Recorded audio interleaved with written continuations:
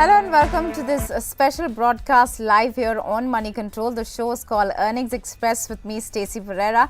And today we're here to get a sort of a report card for the various automobile companies that have put out their Q2 results so far. So let me quickly take you through some of those numbers that we've seen come out. From the two-wheeler side, we did see from Bajaj Auto as well as TVS Motors just last night, which came out with quite a strong set of numbers. We can say the top line's pretty good in that 20% odd levels. We are also seeing for the bottom line in terms of profits in those 20%, at least for Bajaj Auto, that's where we saw margins also seeing quite a good growth this time around. If you look at the four-wheeler space for Maruti, we saw profit zoom almost 80% in this quarter, and we're likely to see those also continue today evening. We're going to see Tata Motors come out with these numbers, and of course SUVs are the new calling for these automakers, at least in the passenger vehicle segment. So we need to see how that is really going to change the game for these automakers. Well, let's understand what's really working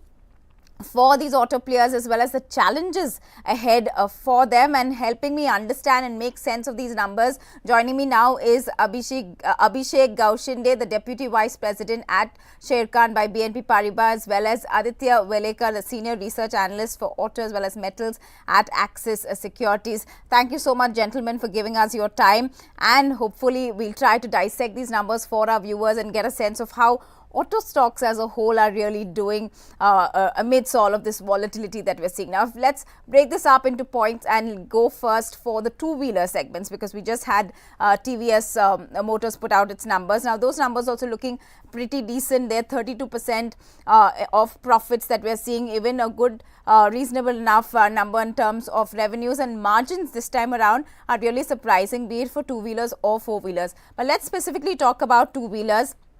What's happening in this space? We were little concerned about whether that rural recovery is turning around this time around, and we also had some bit of erratic monsoon that could really change the picture. So how is one to be looking at the two-wheeler space? Let me go across to Aditya for this one. Yeah, so TVS numbers were quite good. So they were largely in line with our estimates, and the numbers have grown both year on year and sequentially. The margins are slightly ahead of our estimates at 11.9%. So overall TVS numbers have delivered what we were expecting, that the numbers will come better. So the delivery on TVS has been largely in line. So the confluence of positive factors, number one is the sales mix, that the premiumization in the TVS. Number two is the EV sales. So the realization on EVs is higher, and exports have also picked up recently for TVS. So price hikes which the company has taken. So all these positive factors work for TVS. And on the cost front, there was a slight increase in other expenses. That was largely due to the marketing and launch expenses which the company did on its new products, that is TVS X and RTR 310. So that was the only miss. Otherwise, the results were quite good for TVS.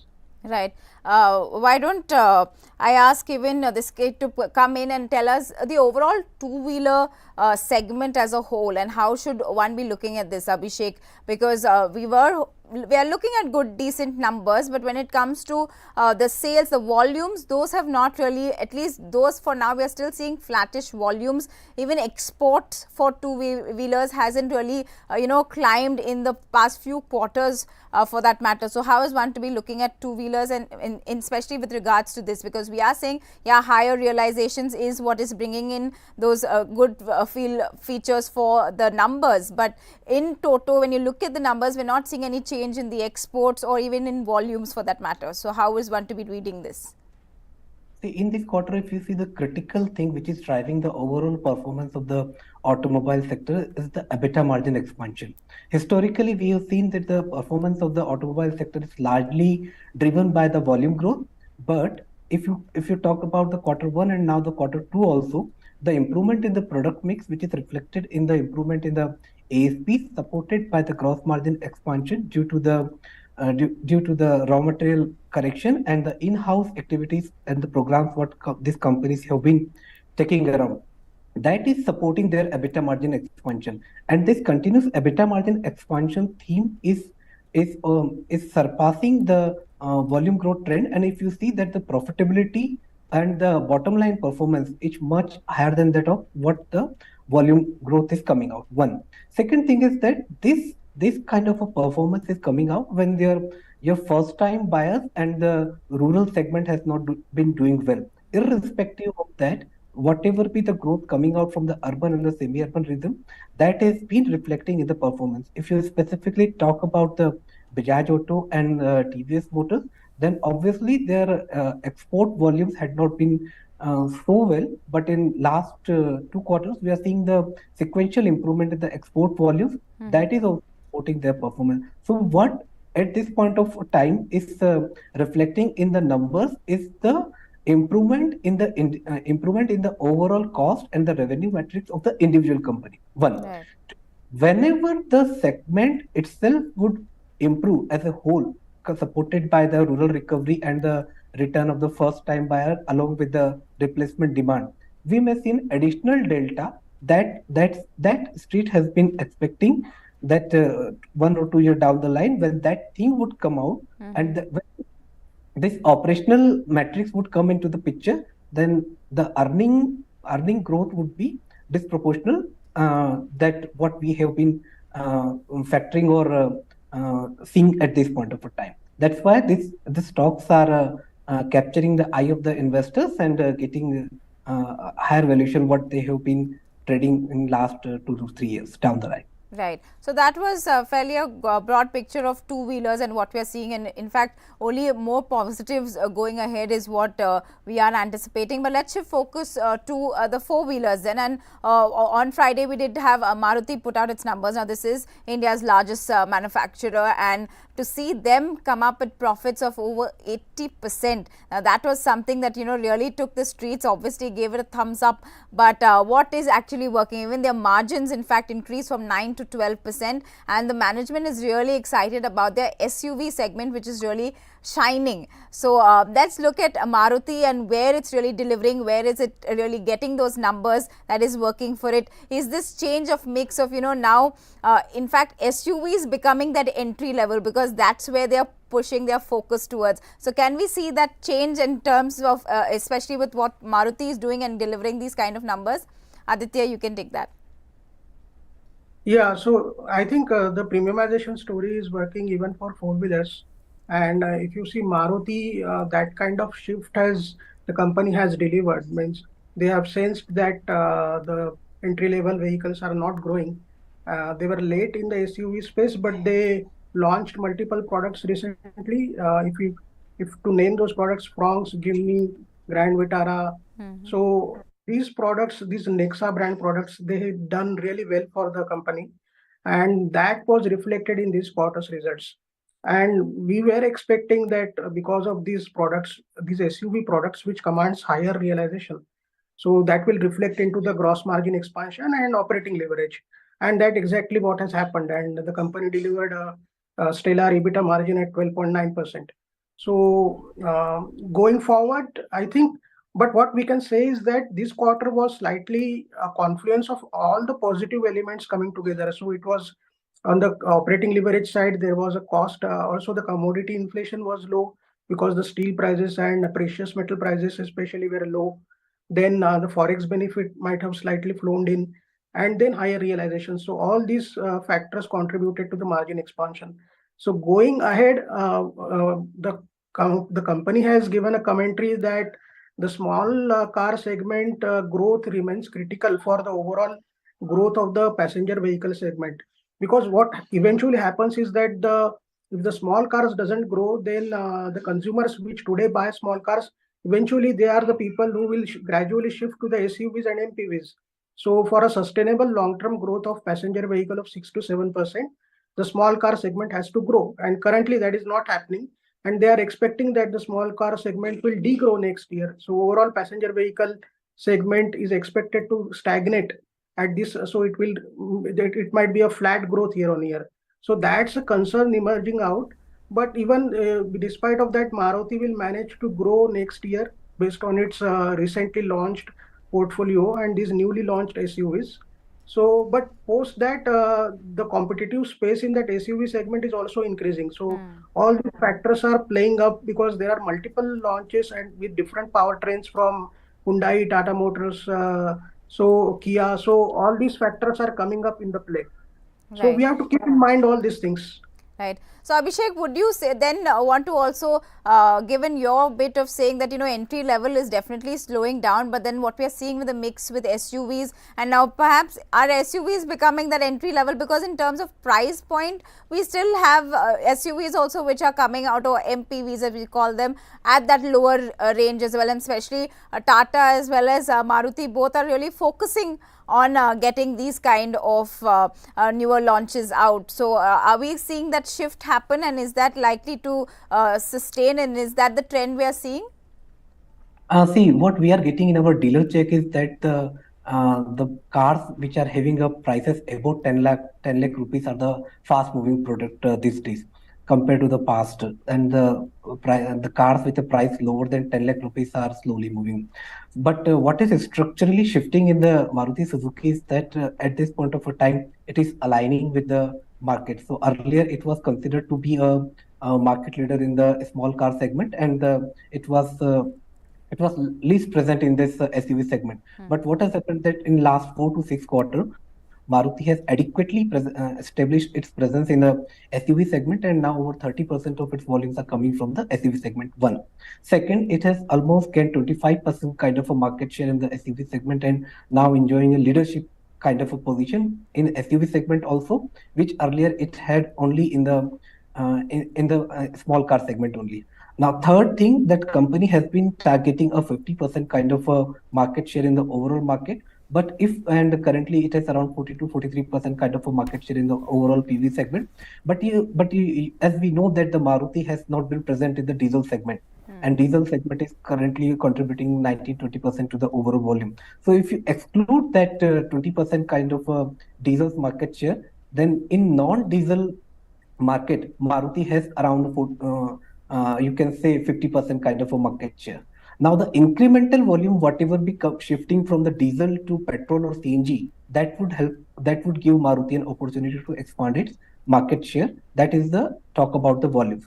Now, second, the structural shift, what is happening in the Maruti is that if you see its EBITDA margin from FY16 to FY22, then there it was a consecutive 6 to 7 years when Maruti has seen a decline in the EBITDA margin. From FY22 onwards, from FY23 onwards, Maruti started reporting improvement in EBITDA margin, and this year would be the second consecutive year when Maruti would report an expansion in EBITDA margin. If you see for last 3 quarters, then there are consecutive. The quarter 2 was the third quarter when it has reported an EBITDA margin in a double-digit form. So one, volume mix is improving. Second, it is aligning with the market. Third, it is offering the products which are in a demand. Fourth, because of the increase in the premiumization and in the improvement in the product mix, along with the increase in the export volumes, its EBITDA margin is expanding, and RM cost is a tailwind.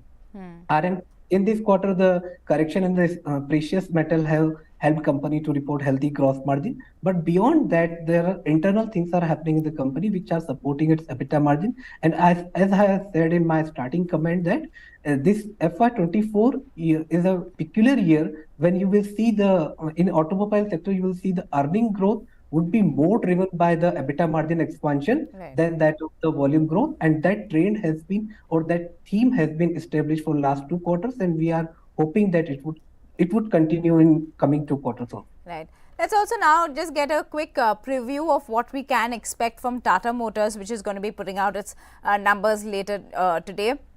Well, just last week we saw the stock really, hitting new highs. This after JLR in that quarter 2 update that they put out, they said that it is going to be the best ever first half of FY24 for JLR in terms of their volumes. Also, they're looking at a 29% increase in JLR volumes. That aside, there is of course that big Tata Tech IPO, which everyone is looking forward to from the Tata Group, this coming after so many decades, and the fact that Tata Motors is likely to sell that 1,600 crore shares in this IPO whenever it does come out. So, a lot riding on Tata Motors, and what we're going to get to hear the commentary from the management later today once they put out the numbers. But let's look at what is working for Tata Motors and what we could expect. Yes, of course, GLR, but what else is there in their favor? Let me bring in Aditya again to give us a sense of what we could expect that will work differently for Tata Motors.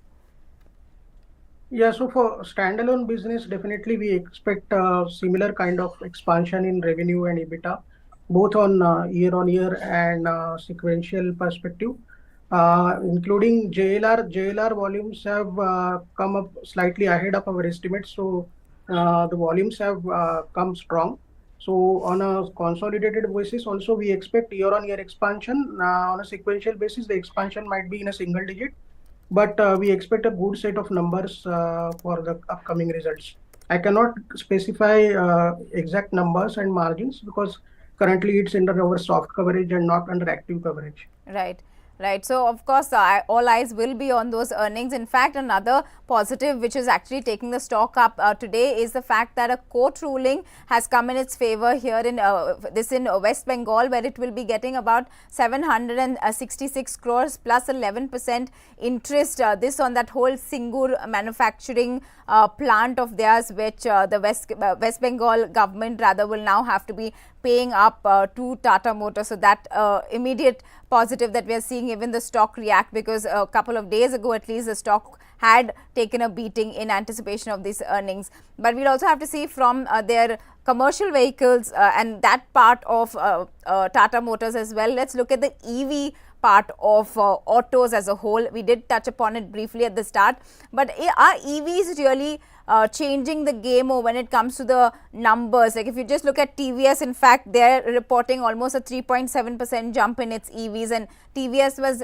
never that player to be known as an EV player. When it comes to Tata's, in fact, they are the ones pretty much leading that space when it comes to the four-wheeler space and EVs. So are we already that shift or that adoption towards EVs? Is that really, we are seeing it in full play, and is that how we're going to look at the results also come in that way for all, whether two-wheelers or four-wheelers? How are EVs really turning out to be in this auto space?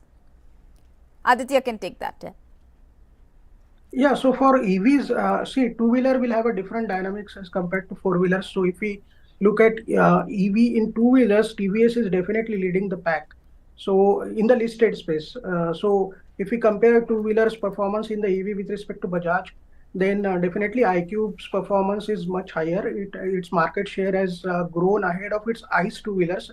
So EV two-wheeler scooters market share is almost 16% now, as against 14% in ICE two-wheelers for TVS. So TVS, because of that, TVS market is giving a higher multiple to TVS and the stock has rallied.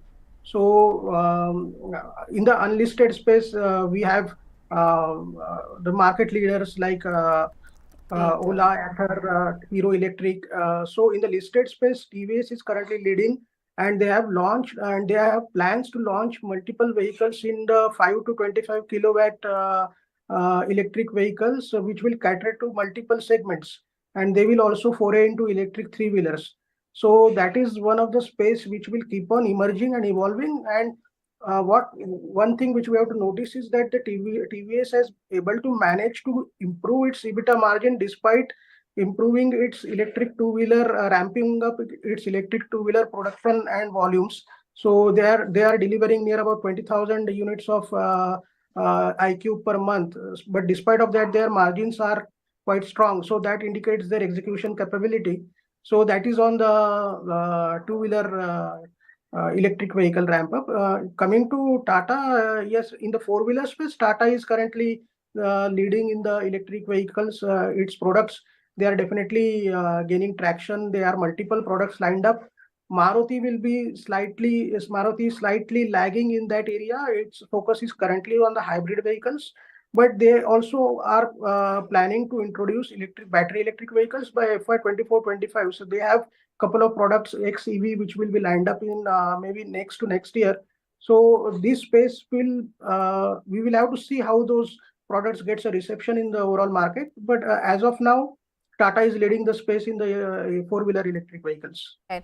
Abhishek, let me get a sense from you on the EVs in the CV space, commercial vehicle space, because we're seeing quite a bit of transition there, but that was the volume still being, quite muted in that sense. One is on the EVs in the CV space, in the commercial vehicle space, and also your sense on tractors, because that has not really kicked up. The sales volumes even for tractors have been quite subdued. So what could be the reasons for these in the commercial vehicle space if you have to look at as a whole?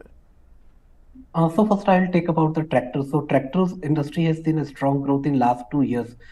See around 9 lakh plus kind of units that industry has been doing for last 2 years. So obviously there was a high base effect, and this year if you see that there are very few government schemes running up to push up the tractor sales, and the monsoon has not been so well that we can say that would create a natural market or natural demand for the tractor side. So obviously tractor cycle has been in a correction mode. It's a natural correction that we can see in any industry. When you get up a certain high base, then definitely it's not a product which you can procure on a daily basis.